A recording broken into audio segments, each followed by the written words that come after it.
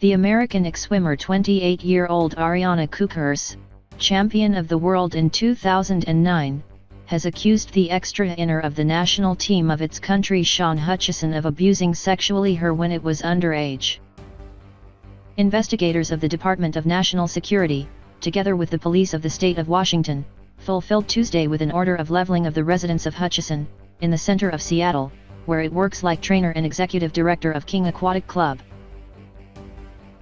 According to the judicial documents to which they had access, the local mass media, the agents took all the electronic devices that might include tests related to the denunciation, in which one alleges that Hutchison committed tocamientos, it abused and did photos he undresses Kukors for years.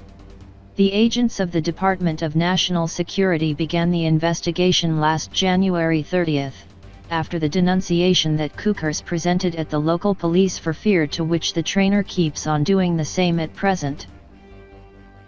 Kukors declared on Wednesday in a bulletin that it came to the police to report that Hutchison, of 46 years, attacked it sexually in trips and during its training in the swimming pools of the area of Seattle.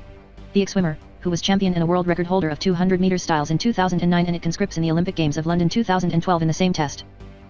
Also, he said to the investigators that Hutchison used its position as trainer to touch it since he was 13 years old and to abuse sexually her when it had 16.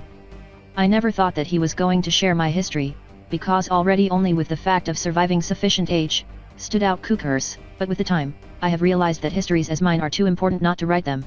Kukors insists on its bulletin in which it does not denounce thinking about its person, but for the good many other girls and children who can suffer the same tragedy. I do not wish them to have to happen for the same pain, trauma, horror, and abuse, he says.